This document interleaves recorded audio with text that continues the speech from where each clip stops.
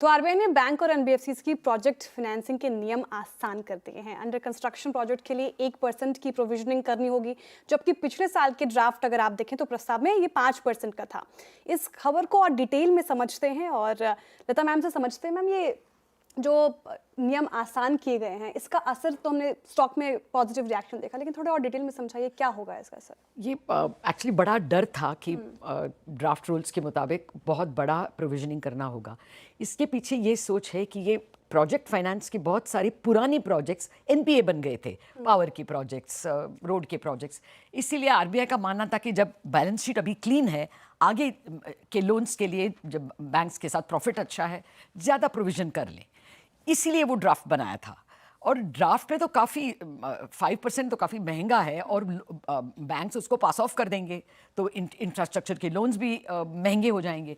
अभी शायद सोच विचार के बाद आरबीआई ने इसको कम कर दिया है। अंडर कंस्ट्रक्शन है तो 1% ही प्रोविजनिंग होगा। हालांकि आप और मैं अगर होम लोन लेंगे तो हमारा प्रोविजनिंग सिर्फ 0.4 है।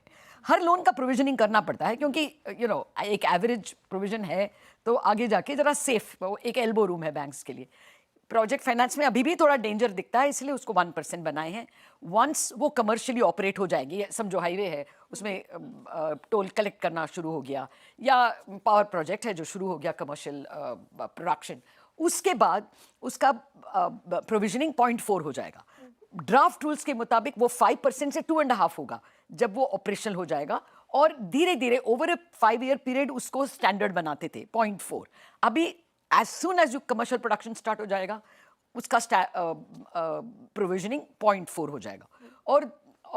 और एक बात जो बैंक्स के लिए अच्छा है, ये प्रोजेक्ट्स बहुत बारी पोस्टपोन हो जाते हैं, डेफर हो जाते हैं। उसको कहते हैं वो DCCO, date of commencement of commercial operations. ये DCCO डेफर होगा तो पुराने ड्राफ्ट रूल्स में इमीडिएटली अनदर 2.5% प्रोविजनिंग था।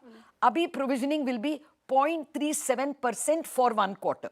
अगर आपने 2 क्वार्टर से डेफर किया तो वो दोबारा दुगना लग जाएगा। So there is some justice. ये नहीं कि सबको एक ही डेफरमेंट 10 दिन में हो गया, आपको 2.5% एक्स्ट्रा प्रोविजनिंग, ऐसा नहीं है। ज़रा उसको ग्लाइड कर दिया है। और मोस्ट इंपॉर्टेंट बात यह है कि ये आने वाले लोन्स के लिए ही हैं। ड्राफ्ट ऐसा नहीं था। ड्राफ्ट कह रहा था कि आपने जो लोन सैंक्शन किए वो भी अगर अंडर कंस्ट्रक्शन में है या तो फिर अभी भी ऑपरेशनल हुए हैं, उसको आपको 2.5% रखना पड़ेगा। अभी ओनली आगे जाने वाले लोन्स, ये भी बहुत बड़ी राहत है।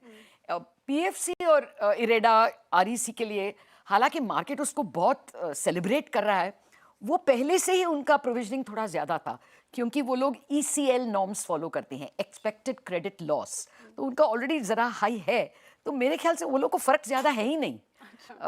I would think that the benefit is more for banks because उनका प्रोविजनिंग कम था और बहुत बड़ा होने की संभावना थी, अब वो नहीं है।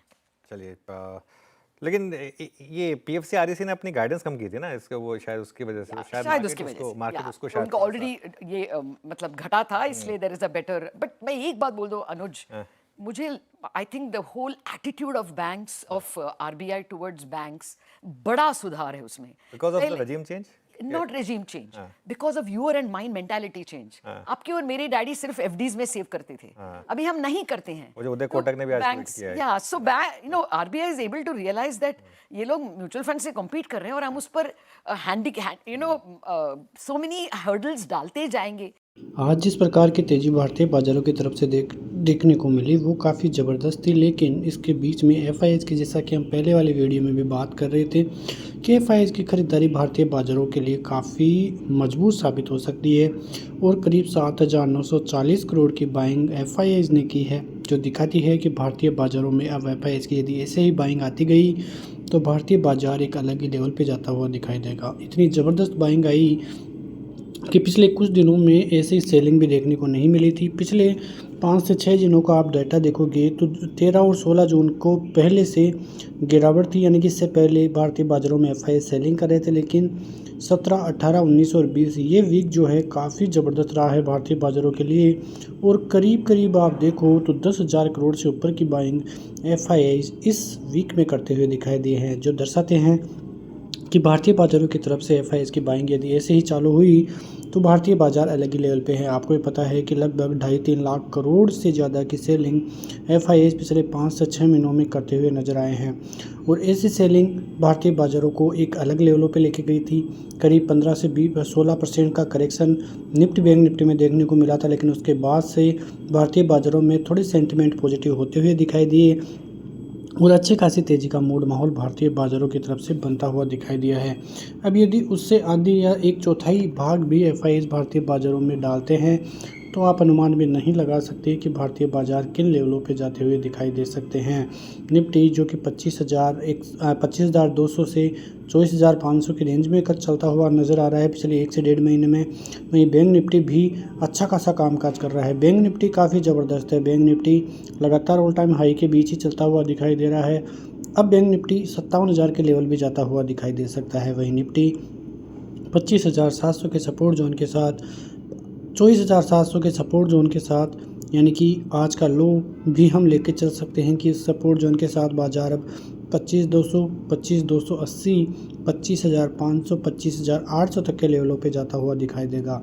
लेकिन अब सोमवार को ही देखना होगा कि क्या वो उन लेवलों पे जाता हुआ दिखाई देता है या फिर से करेक्शन का मूड माहौल बनता हुआ दिखाई देगा। फिलहाल ग्लोबल सेंटीमेंट पॉजिटिव होने की वजह से क्रूड ऑयल के भाव में थोड़ी गिरावट देखने को मिली है और उसी वजह से भारतीय बाज़ारों के सेंटिमेंट भी आज पॉजिटिव हुए हैं। आपको भी पता है कि जिस प्रकार की खबरें ईरान और इजराइल के बीच चलती हुई दिखाई दे रही थी, अमेरिका बीच में आता हुआ दिखाई दिया था, लेकिन अब अमेरिका ने अपने हाथ थोड़े पीछे लिए हैं।